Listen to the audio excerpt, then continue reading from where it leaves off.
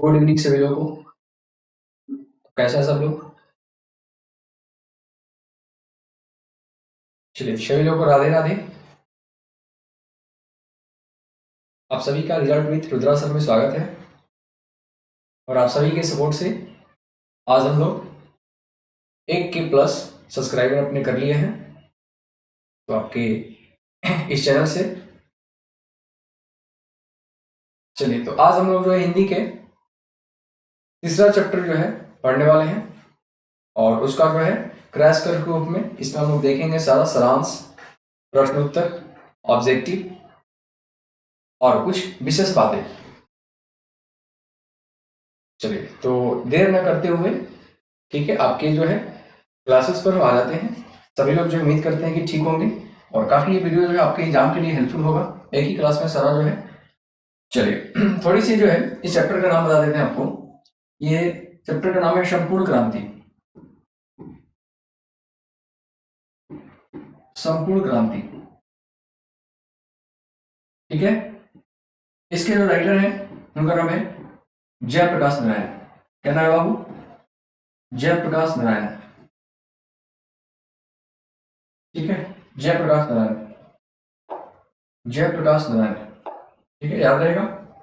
चलिए, अच्छी बात है, याद होनी चाहिए। जयप्रकाश नारायण। चलिए,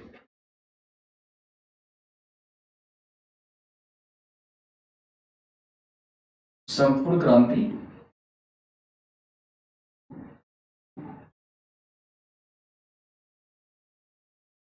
जयप्रकाश नारायण,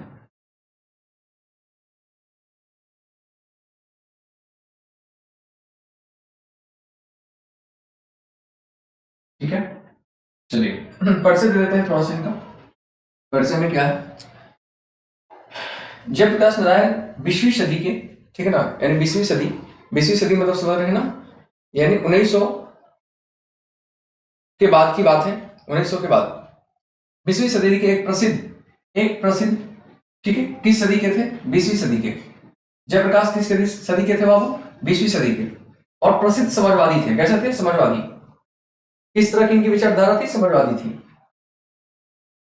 क्रांतिकारी स्वाधीनता के सेनानी थे, ठीक है ना। स्वाधीनता सेनानी थे मतलब स्वतंत्रता सेनानी थे। चलिए, इनका जो जन्म हुआ 11 अक्टूबर, कितना अक्टूबर को? 11 अक्टूबर 1902 ईस्वी को, याद रहेगा आपको। 11 अक्टूबर 1902 ईस्वी को इनका जो है जन्म हुआ। कहाँ हुआ था जन्म? थोड़ा सा देख लेते हैं। सिताब दियारा में हुआ था बाबू। कहाँ हुआ था? सिताब दियारा में। सिताब दियारा कहाँ है? तो यूपी और बिहार के बीच में है बाबू।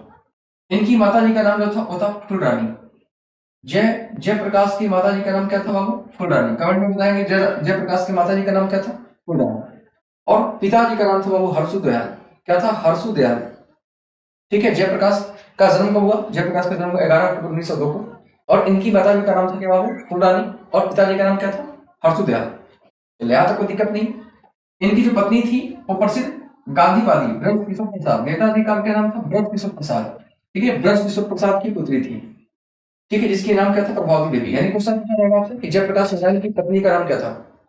फटाफट कमेंट में बताएंगे जयप्रकाश नारायण की पत्नी का नाम क्या था। चलिए, प्रभावती देवी। प्रभावती देवी किसकी पुत्री थी? ब्रज किशोर प्रसाद की, ठीक है। वही ब्रज किशोर प्रसाद जो जिसके कहने पर राजकुमार शुक्ल गांधी जी को बिहार आने के लिए कई बार आमंत्रित करने गए थे। चंपारण सत्याग्रह में गांधी जब पहली बार आए थे तो राजकुमार शुक्ल ही गए थे लाने के लिए। और कहा कि कौन कहा था राजकुमार शुक्ल से? ब्रज किशोर प्रसाद कहते हैं। लेकिन बड़े होने पर लोग ने जेपी नाम से पुकारने लगे। किस नाम से? जेपी। जयप्रकाश नारायण को बड़े होने पर किस नाम से लोग पुकारने लगे बाबू? जेपी के नाम से पुकारने लगे। और छात्र आंदोलन के बाद भी लोक नायक के नाम से प्रसिद्ध हुए। यानी जेपी के कितने नाम थे बाबू? जेपी के कितने नाम थे? जेपी के बचपन का नाम था बाउल। बचपन में बचपन में बचपन में इनका नाम क्या था बाबू? बाउल था। क्या थे? बाउल।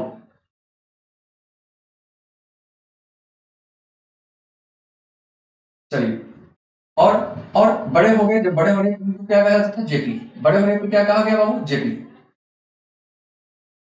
छात्र आंदोलन के दौरान इनको क्या कहा गया? लोक नायक।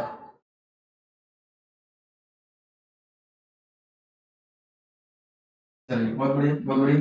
यहाँ तक कोई दिक्कत नहीं है बाबू? कोई समस्या नहीं है? कोई परेशानी नहीं है आपको? चलिए,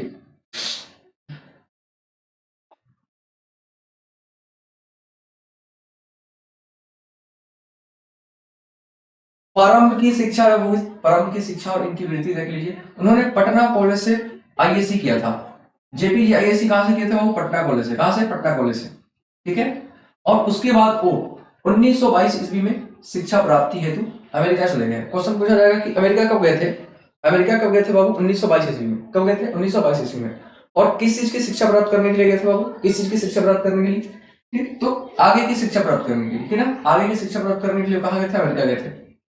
1924 ईस्वी में वे मार्क्सवादी विचारधारा से जुड़े। क्वेश्चन पूछा जाएगा कि मार्क्सवादी विचारधारा से वो कब जुड़े? मार्क्सवादी विचारधारा से कब जुड़े? तो 1924 ईस्वी में। कब जुड़ गए बाबू? 1924 ईस्वी में। चलिए, 1929 ईस्वी में भारत आने के बाद वो कांग्रेस में शामिल हो गए। यानी अमेरिका से वे कब लौट के आए? ठीक है, 1929 ईस्वी में भारत में आते हैं और किसमें शामिल हो जाते हैं? कांग्रेस में। तो सवाल आपसे पूछा जाएगा कि कांग्रेस में जेपी जी कब शामिल हो गए? 1929 ईस्वी में। चलिए, बहुत बढ़िया। उसके बाद 1952 ईस्वी में, 1952 ईस्वी में प्रजा सोशलिस्ट पार्टी। कौन सी पार्टी थी बाबू? प्रजा सोशलिस्ट पार्टी। प्रजा सोशलिस्ट पार्टी में गठन और अपना योगदान दिया। यानी उन्होंने किस पार्टी में गठन में अपना योगदान दिया बाबू? प्रजा सोशलिस्ट पार्टी। और क्वेश्चन पूछा गया प्रजा सोशलिस्ट पार्टी का गठन कब हुआ? 1952 ईस्वी में। चलिए, 1944 ईस्वी में फिर से वे विनोबा भावे के सर्वोदय आंदोलन से जुड़ गए। ठीक है, सर्वोदय आंदोलन को भूदान आंदोलन भी कहते थे। कौन आंदोलन बाबू? भूदान आंदोलन। याद रहेगा आपको, भूदान आंदोलन। 1974 ईस्वी में देश में व्यापक गरीबी, ठीक है ना, बेरोजगारी और भ्रष्टाचार के विरुद्ध प्रसिद्ध छात्र आंदोलन संपूर्ण क्रांति का नेतृत्व किया। ठीक है, इंदिरा गांधी के समय 1974 ईस्वी में देश में बहुत बड़ी बेरोजगारी, भ्रष्टाचार और गरीबी फैली हुई थी। उन्हीं के दौरान ये छात्र आंदोलन एक बहुत फैला हुआ था, जिसका नाम था संपूर्ण क्रांति। ठीक है, उसी का एक थोड़ा सा हिस्सा है, उसी का एक अंश है, भाषण का एक अंश है।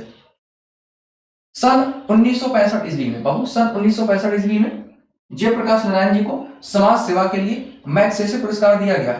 ठीक है, क्वेश्चन पूछा जाएगा इनको मैग्सेसे पुरस्कार कब दिया गया? 1965 ईस्वी में। याद रखेंगे आप, 1965 ईस्वी में। ठीक है ना, किस चीज के लिए? समाज सेवा के लिए। एवं सन 1998 ईस्वी में। कब? 1998 ईस्वी में मरणोपरांत, मतलब मरने के बाद भारत सरकार के द्वारा इनको सर्वोच्च नागरिक सम्मान भी दिया गया, जिसका नाम क्या हुआ? भारत रत्न। यानी इनको दो पुरस्कार मिला हुआ था। एक मैग्सेसे पुरस्कार जो मिला था 1965 में, ठीक है ना, और एक मिला था भारत रत्न पुरस्कार जो 1998 इसमें मिला था। चलिए, यहाँ तक कोई दिक्कत नहीं है। इनकी रचनाएं देखिए, इन्होंने बहुत सारी कविताएं लिखी, पत्रिका लिखा, निबंध लिखा। उसमें से जो सबसे फेमस था उसका नाम था रिकंस्ट्रक्शन ऑफ इंडियन पॉलिटी। ठीक है ना, भारतीय भारतीय जो पॉलिटी थी, भारतीय राजनीति था, उसका जो कंस्ट्रक्शन था, फिर से जो है बनावट ये चाहते थे, उसी के बारे में ये कविता और कहानी लिखे, बहुत सारे निबंध भी लिखे। चलिए, यहां तक क्लियर है? यहां तक क्लियर है? एक बार आगे जो है शॉर्ट में देखेंगे। नाम क्या था लेखक के? तो बाबू लेखक के बारे में थोड़ा सा पढ़ लेते हैं। क्या नाम था? जयप्रकाश नारायण। जन्म कब हुआ था? 11 अक्टूबर को।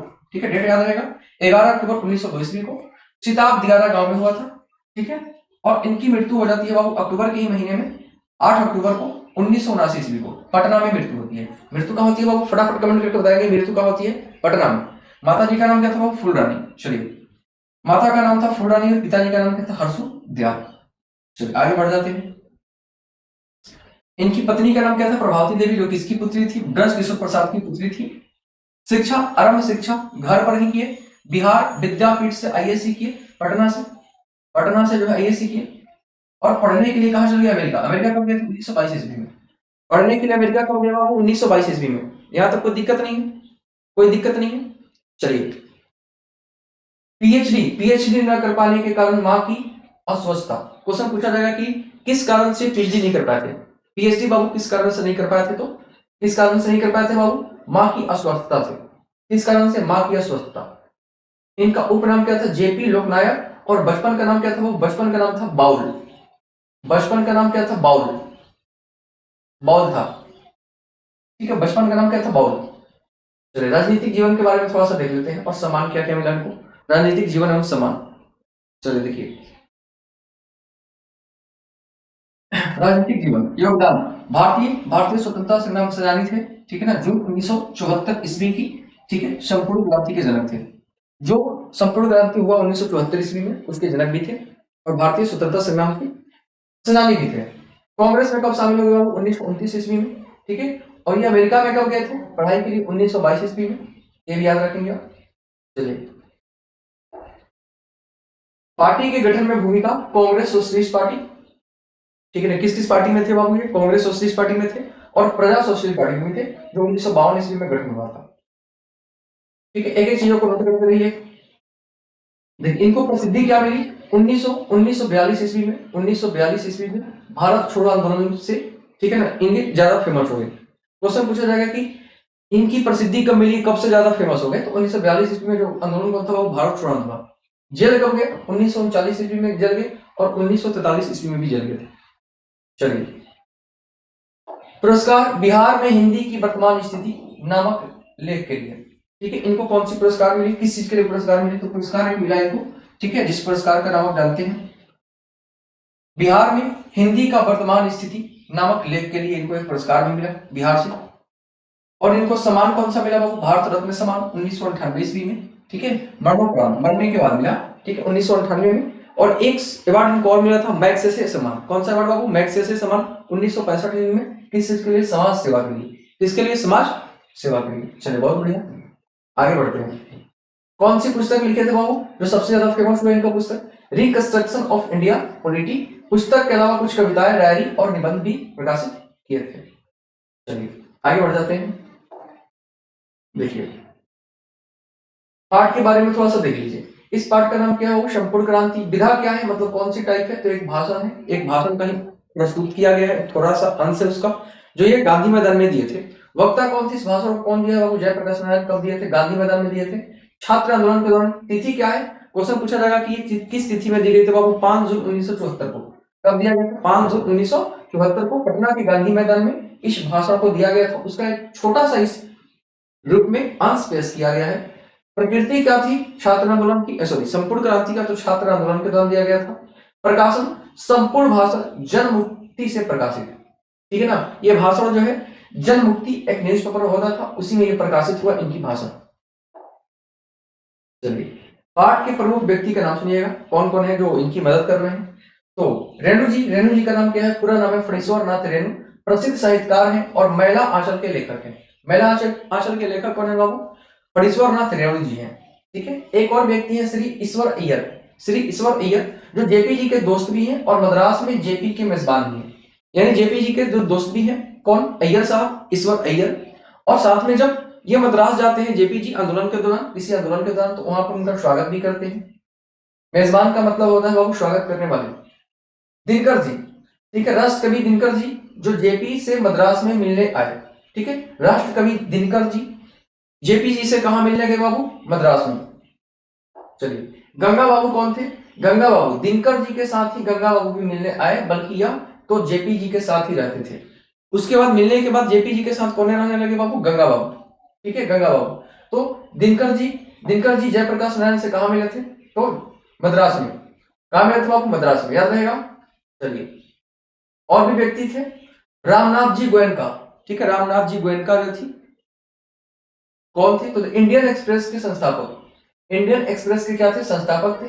दिनकर जी इन्हीं के यहाँ मेहमान थे, दिनकर जी इनके यहाँ मेहमान थे। और जब दिनकर जी के दिल का दौरा पड़ा, तो ठीक है, जब दिनकर जी के दिल का दौरा पड़ा, तो उस समय वो रामनाथ जी गोयनका के यहाँ ही थे। यानी देखिए रामधारी सिंह दिनकर जो थे वो कहाँ मिलने गए थे बाबू, वो मिलने गए थे जयप्रकाश नारायण के यहाँ मिलने गए थे मद्रास में। और रामनाथ जी गोयनका कौन है, तो इंडियन एक्सप्रेस के संस्थापक हैं। और दिनकर जी इन्हीं के यहाँ मेहमान थे, यानी इन्हीं के यहाँ रुके हुए थे, इन्हीं के यहाँ ठहरे हुए थे। कब, जब दिनकर जी का दिल का दौरा पड़ता है तब। राम वृक्ष बेनीपुरी कौन है भाई, जन जागरण के लेखक है और जनता की आवाज बने, ठीक है। राम वृक्ष बेनीपुरी जो है वो जन जागरण के लेखक है, इसकी मदद से छात्र आंदोलन को बढ़ाए और जनता की क्या बने, आवाज बने, जनता को भी बताए। कुलदेव सहाय वर्मा राजेंद्र प्रसाद के सचिव थे, क्या थे, राजेंद्र प्रसाद के सचिव। मथुरा बाबू के जमाता थे, यानी दमाद थे।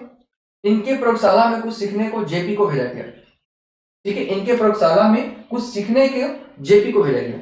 यानी कुलदेव सहाय वर्मा कौन थे, राजेंद्र प्रसाद के सचिव थे और मथुरा बाबू के जमाता थे, यानी दमाद थे। और इन्हीं के क्वेश्चन पूछा जाएगा कि किसके प्रयोगशाला में जेपी साहब सीखने के लिए गए थे, तो बाबू फुलदेव सहाय वर्मा, कौन थे, फुलदेव सहाय वर्मा जी थे। चलिए चंद्रशेखर बाबू कांग्रेस के नेता, लेकिन संपूर्ण क्रांति में जेपी के साथ थे, चंद्रशेखर बाबू, ठीक है, जो एक बार पीएम बने हुए हैं। बाद में इंदिरा गांधी के आपातकाल के खिलाफ, ठीक है, देखिए कांग्रेस के एक नेता थे, लेकिन संपूर्ण क्रांति में जेपी जी के साथ थे, क्योंकि कांग्रेस से इंदिरा गांधी थी, लेकिन इंदिरा गांधी के खिलाफ हो गए थे कब, जब आपातकाल हुआ था, तब जब स्थिति की इमरजेंसी लगी थी। चलिए, निक्सन कौन थे? राष्ट्रपति निक्सन का भी जिक्र किया है इसमें। अमेरिका के राष्ट्रपति हैं जिसने सत्ता का दुरुपयोग किया, अमेरिका के राष्ट्रपति थे, और इनका संबंध इंदिरा गांधी से बहुत अच्छा था, और इंदिरा गांधी, ऐसा माना जाता है कि उस समय इंदिरा गांधी और निक्सन जो थे वो काफी करीबी दोस्त रहे थे, और काफी उस समय भारत का संबंध अमेरिका से अच्छा था। लेकिन यह भी कहा जाता है कि लालच की वजह से अच्छा था। निक्सन जो था बहुत नीच घटिया आदमी था, ठीक है, उसको लालच थी भारत की सत्ता को लेकर, कुछ यहाँ की संपत्ति को लेकर, व्यापार को लेकर। लेनिन 1917 में रूसी क्रांति के जनक थे लेनिन, ठीक है, लेनिन से ही ये मार्क्सवादी विचारधारा सीखे थे। कौन? तो हमारे जयप्रकाश नारायण जी। जवाहरलाल नेहरू भारत के प्रथम प्रधानमंत्री हैं। सरदार भगत सिंह कौन है बाबू? तो आपको तो सब लोगों को मालूम है, महान क्रांतिकारी जिन्हें 23 मार्च 1931 ईस्वी को फांसी दे दी गई थी। चलिए, इन सबका इस पाठ में जिक्र किया गया है, इसलिए हम आपको बता देते हैं। मदन मोहन मालवीय, इनका उपनाम था महामना। हिंदू विश्वविद्यालय के संस्थापक थे, यानी बीएचयू के संस्थापक कौन थे बाबू? तो मदन मोहन मालवीय। ट्राउटस्की कौन थे? रूसी क्रांतिकारी थे एवं लाल सेना के संस्थापक थे। ठीक है, क्वेश्चन पूछा जाएगा कि ट्राउटस्की कौन थे? तो लाल सेना के संस्थापक थे। इनसे भी कुछ जेपी जी को सीखने को मिला हुआ है। डॉक्टर रहमान, ठीक है, जेपी के निजी चिकित्सक मित्र, यानी क्वेश्चन पूछा जाएगा कि जेपी के फैमिली डॉक्टर कौन थे? उनके डॉक्टर, किसने इलाज किया था जेपी का? तो डॉक्टर रहमान थे। कौन थे? Doctor Rahman. Sadanand ji free press के मालिक थे, स्वामी सत्यदेव कौन थे बाबू? अमेरिका के बारे में इनका भाषण जेपी ने तब सुना जब वह हाई स्कूल में थे, यानी स्वामी सत्यदेव का भाषण जयप्रकाश नारायण जी कब सुने थे? जब वे कितने में थे? हाई स्कूल में थे। और इनका भाषण सुनकर जेपी को अमेरिका जाने का प्रेरणा मिली, यानी किसकी भाषण सुनकर जेपी अमेरिका जाने के लिए मोटिवेट हो गए? तो स्वामी सत्यदेव की जब वो भाषण सुने तो कितने क्लास में थे? हाई स्कूल में थे। चलिए आगे देखिए। गफूर साहब स्वतंत्रता सेनानी थे, पूरा नाम अब्दुल गफूर, कांग्रेस के नेता थे और संपूर्ण क्रांति के समय बिहार के सीएम थे। ठीक है ना, क्वेश्चन पूछा जाएगा कि संपूर्ण क्रांति के समय बिहार के सीएम कौन थे बाबू?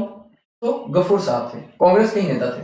राजेंद्र बाबू भारत के प्रथम राष्ट्रपति और सादगी के प्रतीक थे, एकदम बहुत ही सादगी के साथ रहते थे। कौन? हमारे राजेंद्र बाबू जो थे। चलिए, उमाशंकर दीक्षित जी कौन है? तो जेपी के परम मित्र थे। जेपी के परम मित्र सबसे कौन थे? उमाशंकर दीक्षित, तथा 32-33 के आंदोलन के अंडरग्राउंड नेता भी रह चुके थे और ब्रेन ऑफ बॉम्बे के नाम से मशहूर थे। क्वेश्चन पूछा जाएगा ब्रेन ऑफ बॉम्बे के नाम से कौन जाने जाते हैं? तो बाबू उमाशंकर दीक्षित जाने जाते हैं। कौन जाने जाते हैं बाबू? उमाशंकर दीक्षित। विनोबा भावे 1954 ईस्वी में भूदान आंदोलन, ठीक है ना, भूदान आंदोलन जिसको एक और नाम से जानते हैं सर्वोदय आंदोलन के भी नाम से जाना जाता था। इस आंदोलन से जेपी भी जुड़े। कौन जुड़े बाबू? जेपी। कब? 1954 ईस्वी में। चलिए, विषय वस्तु देख लीजिए। विषय वस्तु आखिर 21 विषय पर भाषण दिया गया है, किस विषय पर पाठ है? देखिए, यह 5 जून 1974 ईस्वी को पटना के गांधी मैदान में जयप्रकाश नारायण के द्वारा दिया गया ऐतिहासिक भाषण है, जो मूलतः भ्रष्टाचार, अन्याय, बेरोजगारी, महंगाई और इंदिरा गांधी सरकार की नीतियों के खिलाफ था।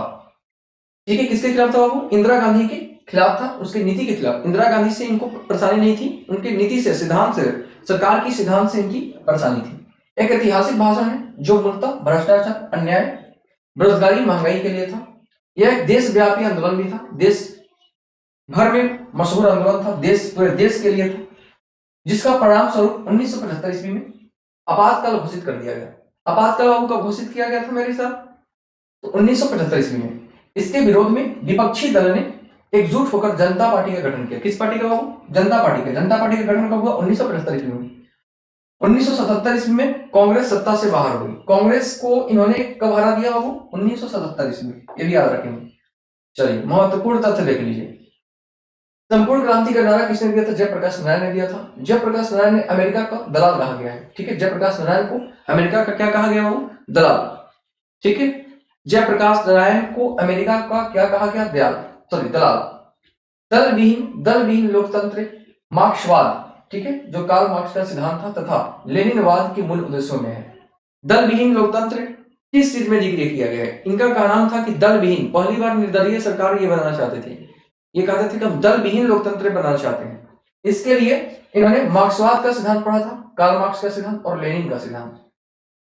लेनिन की मृत्यु कब हुई थी? 1924 ईस्वी में। उसी वर्ष जयप्रकाश मार्क्सवादी बन गए। क्वेश्चन आपको पूछा जाएगा मार्क्सवादी कब बने थे? 1924 ईस्वी में।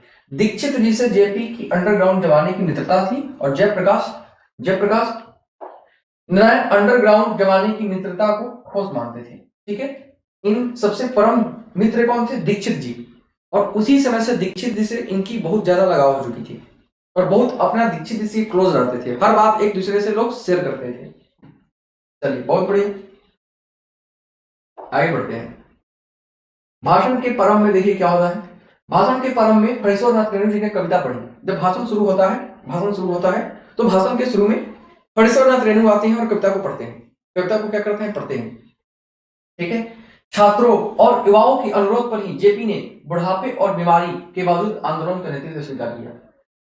जयप्रकाश नारायण के पास बहुत सारे छात्र गए और उस समय बीमारी और बुढ़ापा से जूझ रहे थे, क्योंकि 1900 मतलब लगभग ये 73-74 वर्ष उम्र में थे और इन्होंने ये आंदोलन को करने से मना कर दिया था, लेकिन फिर भी छात्रों की अनुरोध पर ये आंदोलन किए। जेपी जब भिलोर अस्पताल के लिए रवाना हुए तो जाते समय मद्रास में वो अपने मित्र श्री अय्यर के यहाँ 2 दिन रुके थे। ठीक है, भिलोर अस्पताल में इनका इलाज चल रहा था मद्रास में, और जब ये गए मद्रास में तो अपने दोस्त के यहाँ ईश्वर अय्यर के यहाँ 2 दिन रुके थे। दिनकर जी जब रोमनाथ गैनका जी के यहाँ मेहमान थे तब उन्हें हार्ट अटैक यानी दिल का दौरा आया और उन्हें बिल्डिंग नर्सिंग होम ले गया गया। दिनकर जी जब थे सब लोग एक ही जगह इकट्ठा हुए थे, जयप्रकाश नारायण, दिनकर जी, गोयनका जी और ईश्वर अय्यर। उस समय दिनकर जी की भी तबीयत खराब हो जाती है मेरे बाबू, और उनको हार्ट अटैक आ जाता है और वो किसके घर थे उस समय? रामनाथ गोयनका जी के घर। और उनको किस हॉस्पिटल में लेके जाते हैं लोग? बिलिंगडन नर्सिंग होम लेके गया, बिलिंगडन नर्सिंग होम। जेपी के पिता नहर विभाग में जिलादार थे। ठीक है, नहर विभाग में थे। जेपी जी के पिताजी जो थे वो हल्का फुल्का आदमी नहीं थे, बहुत बड़े आदमी थे और विभाग में जिलादार थे, नहर विभाग में। बाद में रेवेन्यू असिस्टेंट हुए। रेवेन्यू असिस्टेंट मतलब अब इनकम टैक्स में बन गए थे। जयप्रकाश जी हिंदू विश्वविद्यालय में प्रवेश इसलिए नहीं लेना चाहते थे क्योंकि वहां सरकारी फंड प्राप्त होता था। जयप्रकाश नारायण जो है वो सरकारी चीजों का विरोध करते थे और बीएचयू में इसलिए वो पढ़ना नहीं चाहते थे, भर्ती नहीं होना चाहते थे, क्योंकि जयप्रकाश नारायण जो थे वो जानते थे कि वो जो है बीएचयू जो है वो सरकारी फंड से चला जाता है। जेपी ने अमेरिका के बगानों, कारखानों और होटलों और यहाँ तक कि रेस्टोरेंट में वेटर में भी काम किया। जेपी ने अमेरिका की बगान में, कारखाना में, होटल में भी काम किया और यहाँ तक कि वहां की जो रेस्टोरेंट होती थी उसमें वेटर का भी काम किया अपनी पढ़ाई लिखाई करने के लिए। सोच सकते हैं आप जयप्रकाश नारायण जो है कितना ज्यादा स्ट्रगल किए हैं, ठीक है, तब जाकर आगे बढ़े।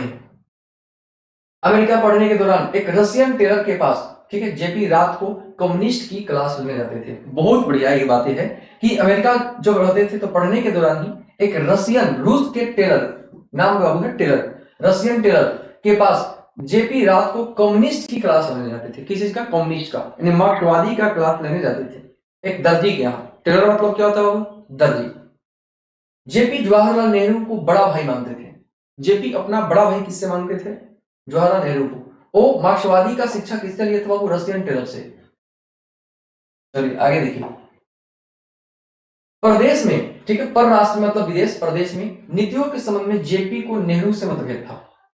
ठीक है, लेकिन वो बड़ा भाई मानते थे, लेकिन प्रदेश, ठीक है, राष्ट्र से बाहर, ठीक है, उस नीति में, विदेश नीति के तहत जेपी जी जो थे वो जवाहरलाल नेहरू का कभी सपोर्ट नहीं करते थे। दोनों के विचारों में काफी मतभेद था। पहले जेपी मार्क्सवादी थे, बाद में लोकतांत्रिक समाजवादी भी बन गए। पुलिस से बड़े उच्चाधिकारी ने दीक्षित जी के मुंह से सुना था कि पुलिस से बड़े उच्चाधिकारी ने दीक्षित जी के मुंह से सुना था कि जयप्रकाश नहीं होते तो बिहार जल गया होता। ठीक है, पुलिस के बड़े उच्चाधिकारी, जो पुलिस में बहुत बड़े उच्चाधिकारी होते हैं, उनके मुंह से दीक्षित जी ने इस बात को अपने मुंह से सुना था, मतलब दीक्षित जी के मुंह से सुना था।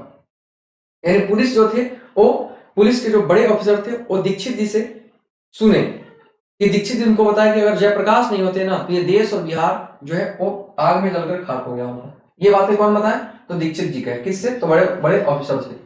महत्वपूर्ण वाक्य और कथन जान लीजिए, इसमें कौन कौन क्या क्या बताया गया है।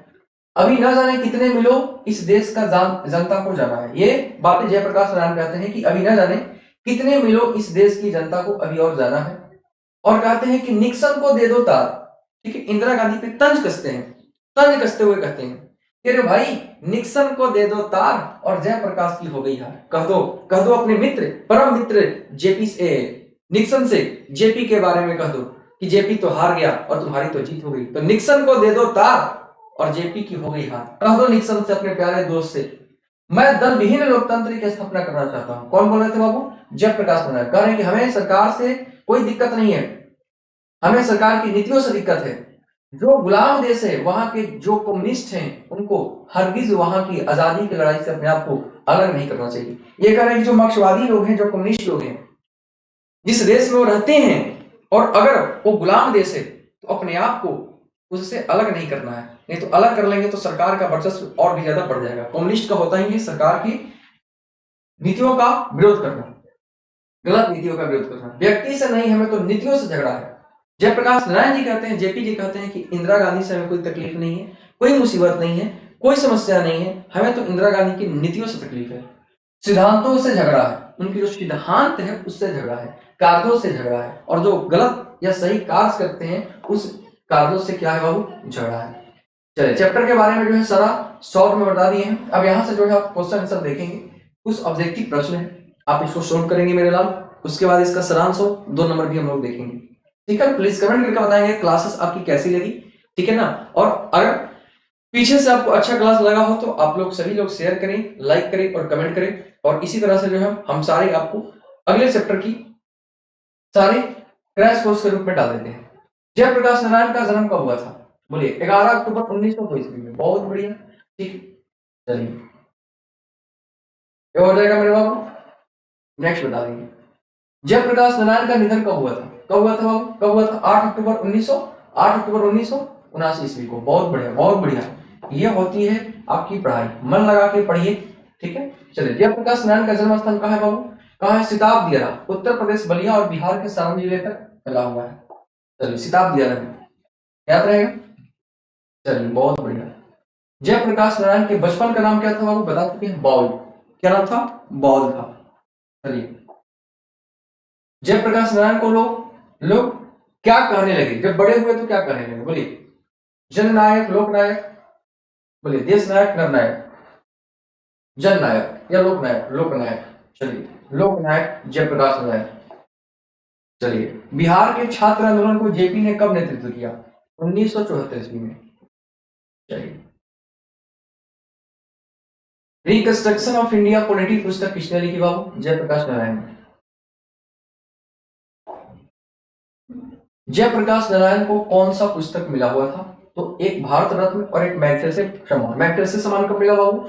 मैग्सेसे कब मिला? 1965 में, ठीक है। और ये कब मिला? 1998 में। ये भी याद रखना है कब मिला था, ठीक है, कब मिला था ये भी याद रखना है। चलिए नेक्स्ट बता दीजिए, संपूर्ण क्रांति वाला पाठ भाषण के रूप में गांधी मैदान में जेपी ने कब दिया था? 5 जून 1974 ईस्वी को। कब दिया था? 5 जून 1974 ईस्वी को। याद है सभी लोगों को? याद है ना? अभी पीछे ही बताया आपको। चलिए जयप्रकाश नारायण किस प्रकार के विचारक थे? कैसे? समझवादी विचारक थे। कैसे विचार थे? समझवादी। जयप्रकाश नारायण की पत्नी का नाम क्या था बाबू? क्या नाम था? प्रभावती देवी, जो ब्रज किशोर प्रसाद की क्या थी? पुत्री थी। जयप्रकाश नारायण के माता पिता का नाम क्या था? माता पिता का नाम क्या था? माता जी का नाम था फूलरानी और पिताजी का नाम क्या था बाबू? हरसुदयाल, सॉरी हरसुदयाल। 1965 में समाज सेवा के लिए मैग्सेसे सम्मान किसको मिला था? जयप्रकाश नारायण को। देखने क्वेश्चन धड़ाधड़ बन रहा है। जयप्रकाश नारायण का किसका दलाल कहा गया है? अमेरिका का दलाल। ठीक है, पढ़ लेंगे सारा क्वेश्चन जो है एग्जाम में आप फटाफट बना देंगे। तो बहुत ही इंपॉर्टेंट वीडियो है आपके लिए, क्लास है, आज का क्लास मिस नहीं करें। जयप्रकाश नारायण कब मार्क्सवादी बन गए थे? 1924 ईस्वी में। 1922 में मिल गए थे, 1929 में लौटे थे। जयप्रकाश नारायण को भारत रत्न उपाधि कब मिली थी बाबू? 1998 ईस्वी में। चलिए बहुत बढ़िया, बहुत बढ़िया। जयप्रकाश नारायण ने स्वास्थ्य पर निगरानी रखने वाले डॉक्टर का नाम क्या था? डॉक्टर रहमान जी थे। कौन थे? डॉक्टर रहमान। चलिए सारे सवाल जो है आपको पीछे मिल जाएंगे। जयप्रकाश नारायण अमेरिका कब गए थे बाबू? 1922 ईस्वी में। कब गए थे? 1922 ईस्वी में। चलिए, जयप्रकाश नारायण विनोबा भावे के सर्वोदय आंदोलन से कब जुड़े थे? कब जुड़ गए थे मेरे बाबू, कब जुड़ गए थे? बोलिए, कब जुड़ गए थे? 1952 ईस्वी में या 54 में? फटाफट बता दीजिए, 1952 में या 54 में? बहुत बढ़िया, बहुत बढ़िया, 1952 में। चलिए,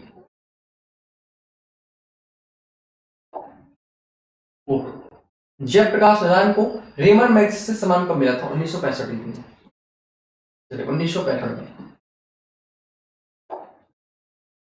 बिहार में हिंदी की वर्तमान स्थिति विषयों पर लेख के लिए किसे सर्वोच्च पुरस्कार मिला था? जयप्रकाश नारायण को सर्वोच्च पुरस्कार। जयप्रकाश नारायण किस आंदोलन के समय शिक्षा को अधूरा छोड़ दिए थे? किस आंदोलन के समय शिक्षा को अधूरा छोड़ के आ गए थे? बोलिए, किस समय? बोलिए, जयप्रकाश नारायण किस आंदोलन के समय शिक्षा को अधूरा छोड़ दिए थे? अशोक आंदोलन के दौरान, सत्याग्रह के दौरान, भारत छोड़ो आंदोलन के दौरान, कि सविनय अवज्ञा आंदोलन के दौरान? बोलिए, सविनय अवज्ञा आंदोलन के दौरान। ठीक है, 1922 में तो सब आंदोलन बंद हुआ था, तो उस समय तो अमेरिका चल गए थे पढ़ने के लिए। ठीक है, उसके बाद वहां से आए थे 1929 ईस्वी में, कांग्रेस में शामिल हो गए, और उसी समय जो है सविनय अवज्ञा आंदोलन हुआ, एक सब बात छोड़ दी है। जयप्रकाश नारायण 1952 ईस्वी में किस पार्टी से गठन किए थे? प्रजा सोशलिस्ट पार्टी। जयप्रकाश नारायण ने कांग्रेस के अंदर किस पार्टी का गठन किया था? ठीक है, प्रजा सोशलिस्ट पार्टी। चलिए, बहुत बढ़िया। 1922 ईस्वी में जयप्रकाश नारायण शिक्षा को प्राप्त करने के लिए किस देश में गए थे बाबू? अमेरिका में। ठीक है, किस देश में गए थे? अमेरिका में गए थे। किसमें? अमेरिका में। चलिए, मन लगा के पढ़िए। जयप्रकाश नारायण की पत्नी प्रभावती देवी किस गांधीवादी नेत्री की पुत्री थी? ब्रजकिशोर प्रसाद। ब्रजकिशोर नहीं बाबू, ब्रजकिशोर प्रसाद। चलिए, आगे देखिए। उत्तर प्रदेश के बलिया और बिहार के सारनी तक फैले क्षेत्र का नाम क्या है? सिताब दियारा। नाम क्या है? सिताब दियारा नाम है। ठीक है, सिताब दियारा। चलिए, जहां पर इनका जन्म हुआ। जयप्रकाश नारायण किस किस कारण से पीएचडी नहीं कर पाए? अस्वस्थता, मां की अस्वस्थता के कारण। मां की अस्वस्थता के कारण ये पीएचडी नहीं कर पाए। विदेश से शिक्षा पूरी करने के बाद जेपी ने क्या किया? क्या किया बाबू? तीर्थ यात्राएं की, वकालत की, स्वाधीनता संग्राम में क्या हो गए? शामिल हो गए। विदेश से आए और ये आंदोलन में शामिल हो गए। बिहार में हिंदी की वर्तमान स्थिति विषय पर लेख के लिए जेपी को सर्वोच्च पुरस्कार कहां मिला है? पटना में या कोलकाता में या बीएचयू में? बोलिए, पटना में। कहां मिला था? पटना में, कॉलेजिएट में, पटना कॉलेजिएट में। चलिए, सर्वोदय आंदोलन के अग्रदूत कौन थे? कौन थे बाबू? विनोबा भावे। कौन थे? विनोबा भावे। जो उसमें जयप्रकाश नारायण ने उनका साथ दिए थे। कब हुआ था? 1954 ईस्वी में। जेपी किस वर्ष से कांग्रेस में शामिल हो गए? 1929 ईस्वी में। कब शामिल हो गए बाबू? 1929 ईस्वी में। याद रखेगा। 1932 में किस आंदोलन के दौरान जयप्रकाश नारायण जेल चले गए थे? सविनय अवज्ञा आंदोलन। कौन सा आंदोलन? सविनय अवज्ञा आंदोलन। उसी समय ये पढ़ाई छोड़ दिए थे। किस पड़ोसी देश में लोकशाही के लिए हुए संघर्ष में जेपी का योगदान रहा? ठीक है, लोकशाही के लिए जो है संघर्ष में जेपी का जो है वो योगदान रहा। किस देश के लिए बाबू? तिब्बत, श्रीलंका, नेपाल या फिर भूटान? ऑप्शन बताइए, बोलिए। नेपाल में। कौन सा देश? नेपाल। चलिए, आगे देखिए। जेपी किस आंदोलन की विशेष प्रसिद्धि मिली? किस आंदोलन में विशेष? भारत छोड़ो आंदोलन, 1942 के आंदोलन, भारत छोड़ो आंदोलन के दौरान इनको विशेष फेमस हो गई है। पीछे बताया है आपको, पीछे लेक्चर में बताए थे। इसी लेक्चर में जेपी ने सत्ता केंद्रित राजनीति के बदले कौन सा मार्ग चुना? ठीक है, लोक केंद्रित रचनात्मक राजनीति, समाज सेवा या जाति केंद्रित राजनीति? कौन सा राजनीति कर रहे थे बाबू? ये दोनों, ए और बी दोनों।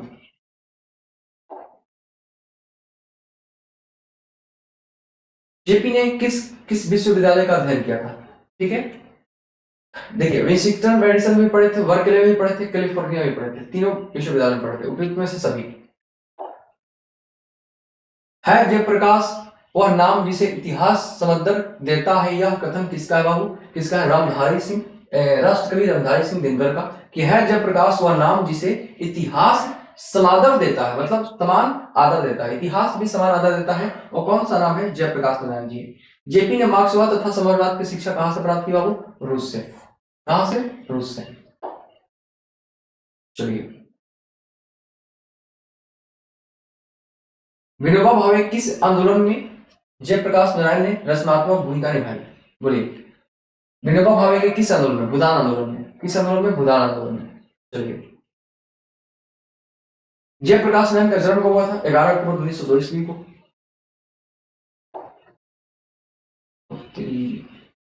कहां चले गए तुम? चलिए आगे देखिए। एक बार कमेंट करके आप लोग सभी बताएंगे क्लास आपको कैसा लगा। ठीक है, मन लग रहा है पढ़ने में? ओहो, ओह तेरी।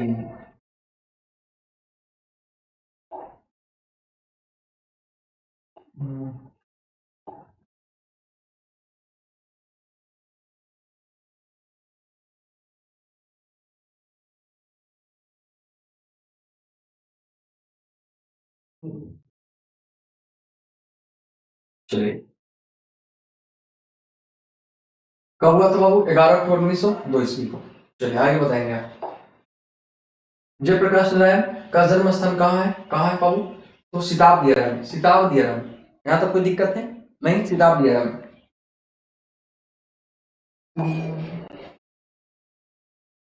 जयप्रकाश नारायण के बचपन का नाम क्या था? बाउल, बाउल नाम था। जयप्रकाश नारायण के लोग क्या कहते थे? लोकनायक। पीछे आप पढ़ चुके हैं।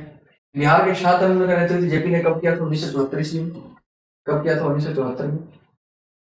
जयप्रकाश नारायण को कौन सा पुरस्कार मिला? मैग्सेसे और भारत रत्न। पढ़ चुके हैं आप। संपूर्ण क्रांति वाला पाठ भाषण के रूप में गांधी जी ने कब दिया था? गांधी मैदान में कब दिया था जेपी ने? 5 जून 1974 को।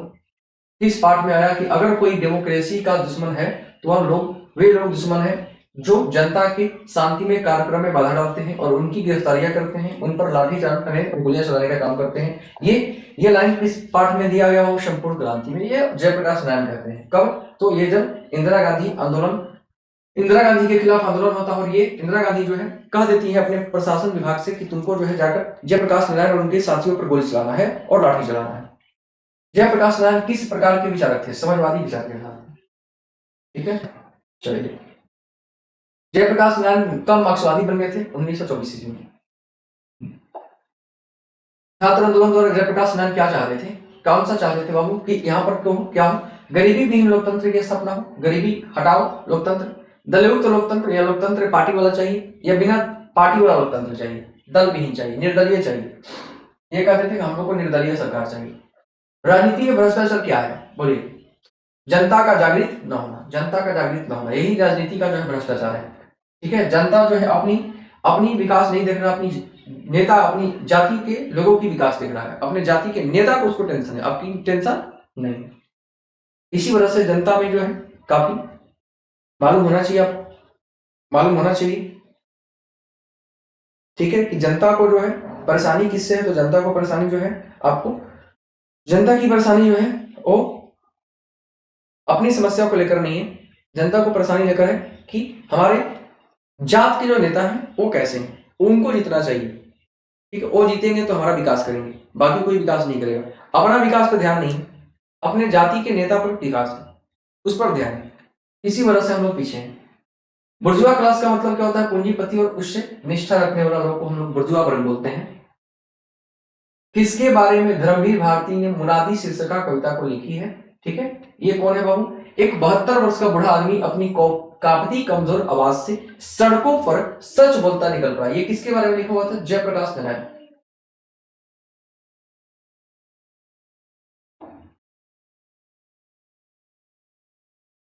जयप्रकाश नारायण की पत्नी का नाम क्या था बाबू? क्या था? प्रभावती देवी। प्रभावती देवी। 1965 ईस्वी में समाज सेवा के लिए कौन सा सम्मान मिला? जयप्रकाश नारायण। ठीक है, मैग्सेसे सम्मान किसे मिला था? जयप्रकाश नारायण को। किसने लिखा है जयप्रकाश नारायण वह नाम है जिस इतिहास का समाधान करता है? रामधारी सिंह दिनकर। ये पीछे करवा चुके हैं आपको। जयप्रकाश नारायण को भारत रत्न कब मिला था? 1998 ईस्वी में।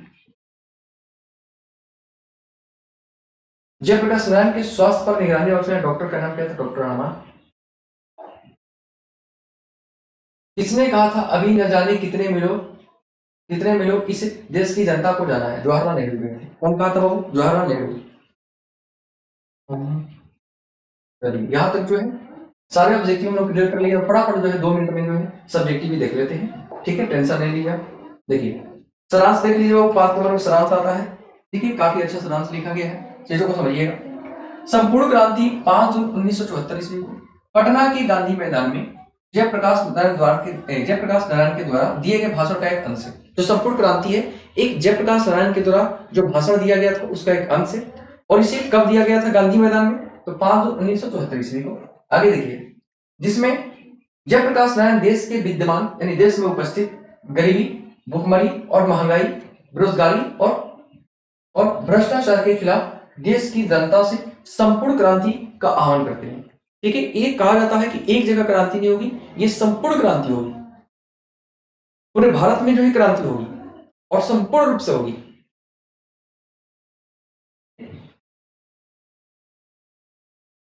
कहीं एक जगह से नहीं होगी क्रांति।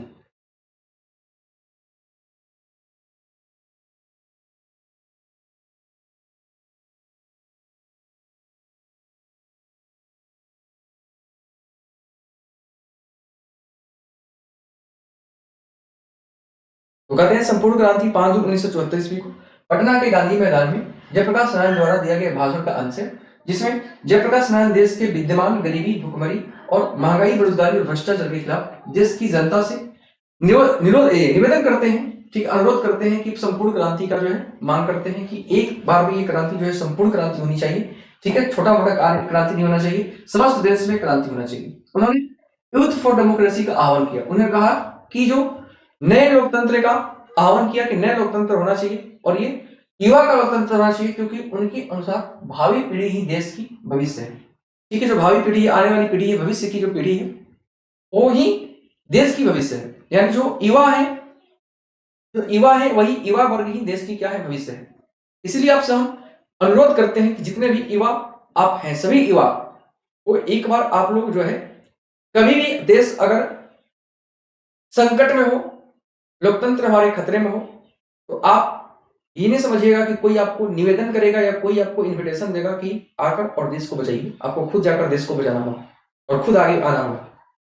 क्योंकि इस तरह से जो है हमारे जयप्रकाश नारायण और हमारे जितने भी इतिहासकार थे ये कहकर जाते हैं और बताते हैं, उसी चीज को हम लोग यहाँ समझना होगा। क्योंकि हम लोग यूथ ही देश का क्या है, भविष्य है। आप भविष्य हो,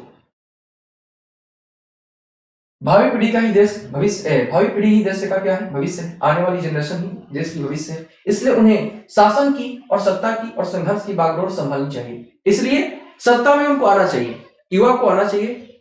ठीक है, देश की बागडोर को संभालना चाहिए, सत्ता की बागडोर को संभालना चाहिए और बुजुर्गों से मार्गदर्शन लेना चाहिए। और जो बुजुर्ग हैं, अनुभवी लोग हैं, उनसे मार्गदर्शन लेना चाहिए कि देखिए हमसे गलती हुई और कोई पथ पर चलना है, मार्ग पे चलना है, तो कौन से मार्ग सही रहेगा, इसके लिए आपको मार्गदर्शन लेना चाहिए। किंतु युवाओं के आग्रह पर जयप्रकाश नारायण ने संपूर्ण क्रांति का नेतृत्व इस शर्त पर स्वीकार किया कि वे सुनेंगे सबकी, परंतु फैसला उनका होगा। देखिए कितने अनुभवी थे ये जयप्रकाश नारायण, कितने अनुभवी थे। कहते हैं कि हम सुनेंगे सबकी, जो आप कहोगे हम सुनेंगे, सुनने के लिए रेडी हैं, लेकिन करेंगे खुद अपनी अपनी करेंगे। उन्होंने बताया कि मुझे किसी व्यक्ति विशेष से कोई झगड़ा नहीं है, मुझे उन नीतियों से, सिद्धांतों से और कार्यों से झगड़ा है जो गलत है। ठीक है, जो गलत है वो गलत है, बाबू डंडी के चोट पे गलत है। और जेपी भी कहते हैं और हम भी कहते हैं, जयप्रकाश नारायण कहते हैं कि जो गलत है वो गलत है। हमें किसी जाति, किसी धर्म, किसी इंसान से कोई तकलीफ नहीं है। हमें लड़ाई है सरकार की नीति से, सरकार की सिद्धांत से, सरकार के कार्य से जो गलत है। सिद्धांत गलत होंगे तो पॉलिसी गलत होगी, नीतियां भी गलत होगी, और जो कार्य गलत होंगे उसे चाहे कोई भी करे मैं उसका विरोध करूंगा। चाहे मेरे सामने कोई भी रहे, अगर गलत है तो सीना ठोक कर विरोध करेंगे, और आप भी करें गलत का आप विरोध करेंगे हमेशा, चाहे वो गलत अपना ही क्यों न कर रहा हो। अंत में जयप्रकाश नारायण कहते हैं कि जो संघर्ष समितियां छात्रों की या जनता की बन रही है, जो संघर्ष करने वाली समिति छात्र या जनता की बनी हुई है या बन रही है, उनका काम होगा शासन की गलत नीतियों का विरोध करना, समाज के हर अन्याय, अनीति के विरुद्ध संघर्ष करना, गांव के छोटे छोटे अफसरों जो घूसखोरी करते हैं उनका विरोध करना, और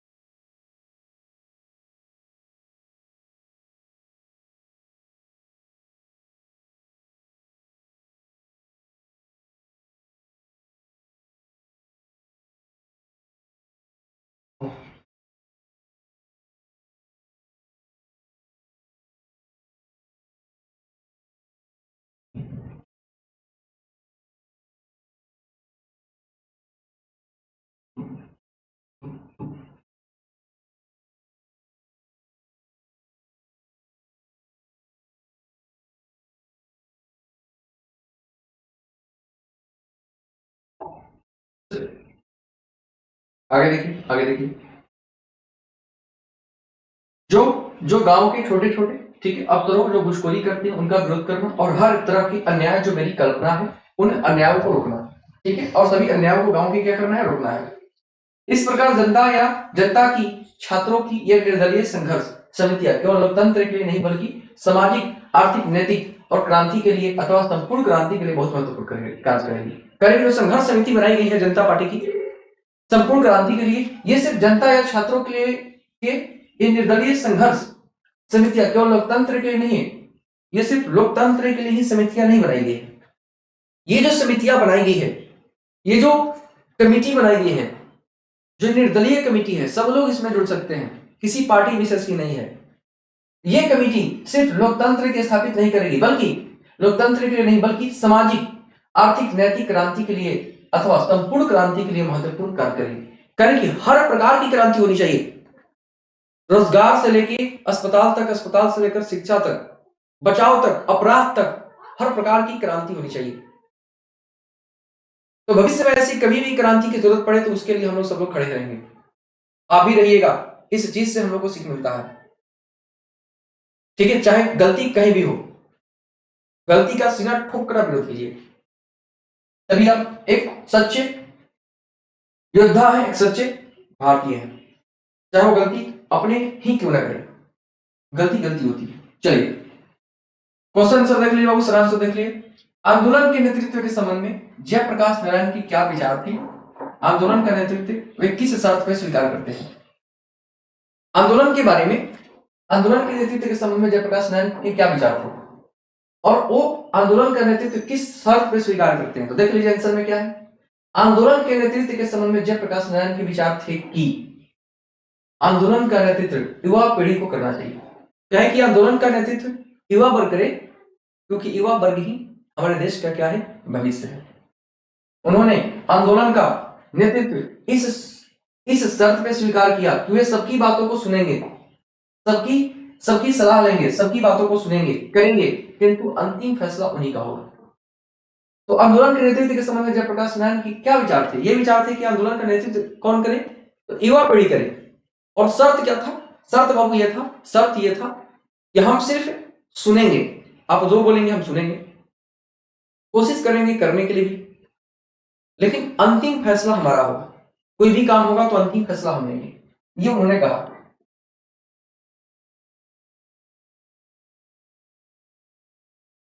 तो आगे देखिए, उन्होंने कहा कि अगर कोई मुझे आगे करके कोई और मुझे डिटेक्ट करने की कोशिश की, जयप्रकाश तुम्हें यह काम करना है तो ऐसे नेतृत्व को मैं कल छोड़ देना चाहूंगा। अगर कोई मुझे आगे करके और कहेगा कि आपको ये काम करना ही पड़ेगा, विवश ही कर देगा मुझे वो काम करने के लिए, तो मैं इस आंदोलन को उसी दिन क्या कर दूंगा, छोड़ दूंगा, फिर आगे मैं इस आंदोलन में कभी भाग नहीं लूंगा। इसी शर्त पे इन्होंने आंदोलन को स्वीकार किया। चलिए अगला प्रश्न देखेंगे मेरे बाबू, देखिए अगला प्रश्न देखिए। जयप्रकाश नारायण के छात्र जीवन और अमेरिका प्रवास का परिचय दे, इस अवधि की कौन सी बातें आपको प्रभावित करती है? जयप्रकाश नारायण के छात्र जीवन और अमेरिका प्रवास का परिचय दे और इस अवधि की कौन सी बातें आपको प्रभावित करती है? जयप्रकाश नारायण बचपन से ही क्या थे, मेधावी छात्र थे। कैसे छात्र थे? मेधावी छात्र, ठीक है, स्कॉलरशिप वाले छात्र थे। और उन्होंने पढ़ाई के लिए छात्रवृत्ति की भी मिलती थी। पढ़ाई के लिए क्या मिलती थी? छात्रवृत्ति, स्कॉलरशिप मिलती थी। 1921 ईस्वी में पटना कॉलेज से आईएससी किए और परीक्षा पास करने के बाद 1922 ईस्वी में बीए की पढ़ाई करने के लिए अमेरिका चले गए। 1921 में, ठीक है, छात्र आंदोलन जब वो नहीं कर रहे थे, जब अपने छात्र जीवन में थे, तो जयप्रकाश नारायण स्कॉलरशिप लेकर पढ़ाई कर रहे थे, छात्रवृत्ति से पढ़ाई कर रहे थे। 1921 में आईएससी पास करते हैं पटना से और 1922 ईस्वी में बीए की पढ़ाई करने के लिए कहां चले गए? अमेरिका चले गए। अमेरिका में अपनी पढ़ाई पूरी करने के लिए उन्होंने वहां बगानों में, कारखानों में, यहाँ तक कि होटल रेस्टोरेंट में, शू शाइन पार्लर में, ठीक है, जूता जो साफ करने वाली जो कारखाना होते हैं, जूता साफ करने तक का काम किया। तो लीजिए कि उन्होंने अपने जीवन में कितना संघर्ष किया। वेटर तक काम किए, बगान में काम किए, कारखाना में काम किया, तक जूता भी साफ किए। वहां अमेरिकी लड़कों के साथ कमरा साझा करते थे और रविवार के दिन होटल और रेस्टोरेंट में बर्तन धोने का भी काम करते थे। अपने छात्र जीवन में उन्होंने कितना संघर्ष किया था। इस अवधि में शिक्षा प्राप्ति के लिए उन्होंने उनकी जो लगन, उनका संघर्ष था, उसने मुझे बहुत प्रभावित किया। जो उनके अंदर संघर्ष थी, ये चीजें सभी लोगों को बहुत प्रभावित करती है कि कितना जयप्रकाश नारायण अपने छात्र जीवन में संघर्ष किया। चलिए अगला क्वेश्चन देखिए, जयप्रकाश नारायण कम्युनिस्ट पार्टी में क्यों नहीं शामिल हुआ? क्या कारण था? कि कम्युनिस्ट पार्टी में शामिल नहीं हुए? जयप्रकाश नारायण ने 1924 ईस्वी में, जिस वर्ष लेनिन की मृत्यु हुई थी, जिस वर्ष 1924 ईस्वी में जब लेनिन की मृत्यु हुई, ठीक है, कम्युनिस्ट पार्टी में क्यों शामिल नहीं हुआ? आखिर क्या कारण था? तो जिस वर्ष लेनिन की मृत्यु हुई 1924 में, मार्क्सवादी विचारधारा को अपनाया, तो मार्क्सवादी विचारधारा को अपना लिए और एक कट्टर कम्युनिस्ट बन गए। कैसे बन गए? एक कट्टर कम्युनिस्ट। किंतु जब वे भारत आए तो उन्होंने देखा कि यहाँ देश की आजादी की लड़ाई का नेतृत्व कांग्रेस कर रही है। कौन कर रहा है? कांग्रेस। अब यहाँ पर तो सबसे बड़ी पार्टी कांग्रेस ही थी और वही सत्ता की लड़ाई कर रही थी, तो उन्होंने इस चीज को यहाँ पर देखा।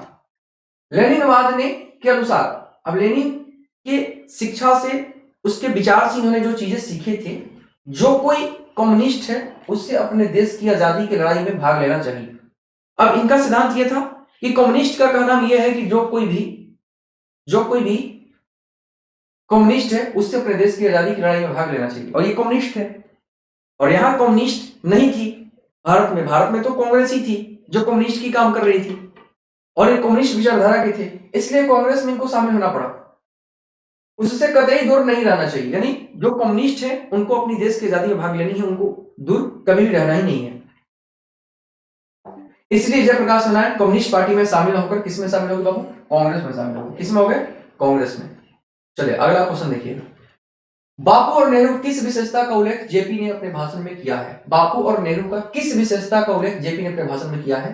तो कहते हैं कि बापू और नेहरू की दूसरों को समझने और अपनी बात दूसरों को समझाने की विशेष गुण का उल्लेख जेपी ने अपने भाषण में किया है। उन्होंने कहा है, जेपी ने अपने भाषण में यह कहा है कि जो चीजें, जो गुण जयप्रकाश नारायण जेपी जी बापू और नेहरू में देखते हैं, वो गुण ये है कि उन्हें लोग दूसरे लोगों की बातों को भली भांति समझ लेते हैं और अपनी बातों को भली भांति उनको समझा देते हैं। यानी समझने में और समझाने में बहुत बड़ा गांधी जी और नेहरू जी का रोल रहता था। वे कहते हैं कि असहमति बापू और नेहरू से भी उनकी कई बातों पर बातचीत हुई थी, किंतु हालात कभी भी क्रांति की नहीं बनी।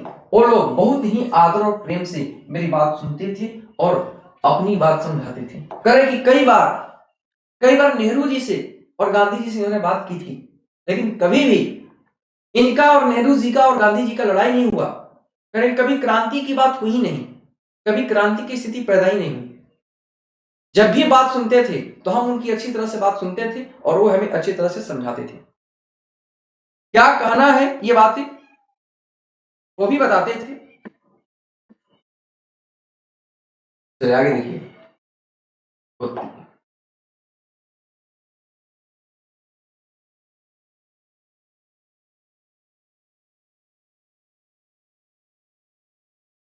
चलिए अगला क्वेश्चन है, भ्रष्टाचार की जड़ क्या है? क्या आप जेपी से सहमत हैं? इसे दूर करने का क्या सुझाव देंगे? जयप्रकाश नारायण तत्कालीन सरकार की गलत नीतियों का वो भ्रष्टाचार का जड़ मानते हैं। वो कहते हैं कि हमें सरकार से कोई तकलीफ नहीं है, इंदिरा गांधी से कोई दिक्कत नहीं है, हमें मतलब है उसके कार्यनीति से। पूंजीपति लोग रिश्वत देकर दफ्तरों, बैंकों और कार्यालयों में काम करवा रहे हैं।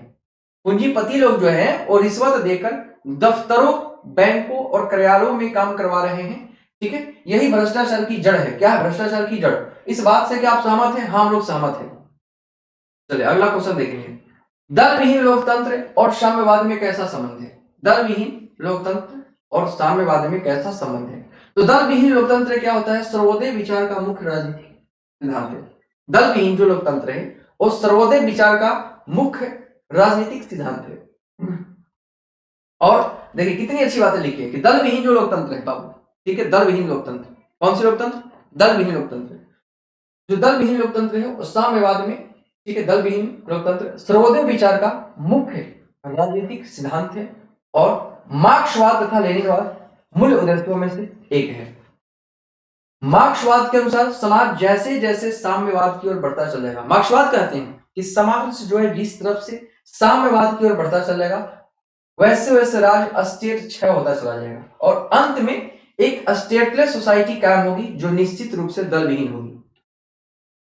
तो दल विहीन लोकतंत्र और साम्यवाद में बहुत ही व्यापक संबंध है। कह रहे कि मार्क्सवाद कहते हैं कि समाज जैसे जैसे साम्यवाद की ओर बढ़ेगा वैसे वैसे राज्य स्टेट का क्षय होता चला जाएगा और अंत में, ठीक है, अंत में एक स्टेटलेस सोसाइटी कायम होगी, ठीक है, अंत में एक स्टेटलेस सोसाइटी कायम होगी और जो निश्चित रूप से दल विहीन होगी। चलो यहां तो कोई दिक्कत नहीं है, आगे बढ़ जाते हैं। चलिए देखिए जल्दी से फटाफट संघर्ष समितियां में जयप्रकाश नारायण की क्या अपेक्षा है? संघर्ष समितियां से जयप्रकाश नारायण की निम्न अपेक्षाएं हैं। क्या अपेक्षाएं? उनका काम होगा कि वो शासन नारायण की साथ साथ समाज की हर अन्याय और अनीतियों के विरुद्ध संघर्ष करेंगे। कारण कि संघर्ष समिति क्या संघर्ष समिति से उम्मीद लगाकर बैठे हैं जयप्रकाश नारायण, कह रहे हैं कि क्या क्या काम करना होगा, क्या क्या चीजें करनी होगी। तो कह रहे हैं कि उनका काम होगा, संघर्ष समिति का काम होगा कि वो शासन नारायण के साथ साथ समाज की हर अन्याय और अनीति के विरुद्ध संघर्ष करेंगे। यानी हमारे साथ तो काम करेंगे ही और इसके साथ साथ जितनी भी अन्याय है अनीतियां है उसको भी हटाना है। गांव के छोटे अफसर होंगे, कर्मचारी होंगे, ठीक है, या किसी अन्य भी प्रकार की घुसखोरी चलती हो तो उनके खिलाफ भी संघर्ष करना है। किसी भी प्रकार की समस्या हो, हर तरह से क्रांति होनी चाहिए। गांव में कोई घुस लेता हो, ठीक है, उसको भी हटाना है। ये कहते हैं, कह रहे कि जिन बड़े किसानों ने बेनामी या फर्जी बंदोबस्तियां की है उसका विरोध करना है और उनको दुरुस्त करने का संघर्ष करना है। कह रहे कि जिसने भी जो भी किसान फर्जी बंदोबस्ती कर लिए हैं, ठीक है, बेनामी छोटे मोटे के जो है बिना नाम का कब्जा कर लिया है जमीन पर, उसको हटाना है, उसको दुरुस्त करने के लिए संघर्ष करना है, उसको हटाने के लिए संघर्ष करना है, विरोध करना है उसका। अगला क्वेश्चन, लास्ट क्वेश्चन बाबू देख लीजिए। दिनकर जी का निधन कहां और किन परिस्थितियों में हुआ था? तो राष्ट्र कवि Ramdhari Singh Dinkar Willingdon nursing home में हुआ था। उनका निधन विलिंगडन नर्सिंग होम में हुआ था जब वे वेलोर में अपने मित्र रामनाथ जी गोयनका जी जो थे उनके यहाँ, ये इंडियन एक्सप्रेस के जो मालिक थे उनके यहाँ रुके हुए थे, मेहमान बने हुए थे और उन्हें रात में दिल का दौरा पड़ा। हालांकि 3 मिनट भीतर ही गोयनका जी ने विलिंगडन नर्सिंग होम में इलाज का सारा इंतजाम कर दिया, किंतु दिनकर जी के देहांत हो गया। दिनकर जी चले गए थे, मद्रास गए हुए थे, मद्रास, और वहीं पर ठीक जयप्रकाश नारायण भी थे। राष्ट्र कवि जो थे उनकी निधन हो जाती है, वो एक हॉस्पिटल में, जिस हॉस्पिटल का नाम है विलिंगडन नर्सिंग होम। वो अपने मित्र रामनाथ जी गोयनका के यहाँ वेलोर गए थे। कहाँ गए थे? वेलोर, ठीक है। वेलोर कहाँ पड़ता है? तो मद्रास चेन्नई में पड़ता है। गोयनका जी इंडियन एक्सप्रेस के मालिक थे। किसके मालिक थे? इंडियन एक्सप्रेस के मालिक थे। वहां उन्हें वहीं रुके हुए थे, रामधारी सिंह दिनकर वहां मेहमान बने हुए थे। अचानक रात में दिल का दौरा पड़ता है और 3 मिनट के अंदर वो हॉस्पिटल पहुंचा देते हैं। कितने मिनट के अंदर? 3 मिनट के भीतर, और सारा व्यवस्था कर देते हैं हॉस्पिटल में। लेकिन अंततः भगवान को कुछ और ही मतलब ये कहिए कि मंजूर था और दिनकर जी की क्या होगी? देहांत होगी। इस तरह से उनकी मौत हो जाती है। चलिए इस तरह से जो है ये चैप्टर समाप्त हो गया बाबू, ठीक है। कैसा लगा आप लोग कमेंट में एक बार यस करके बताएंगे। और प्लीज सभी लोग, ये नया चैनल है, ठीक है, आप सभी जानते हैं कि चैनल नए हैं, तो जितना जल्दी हो सके आप लोग इसको शेयर कीजिए और जल्द से जल्द अपने इस YouTube चैनल की फैमिली को बढ़ाइए। धन्यवाद, थैंक यू। चलिए बाबू।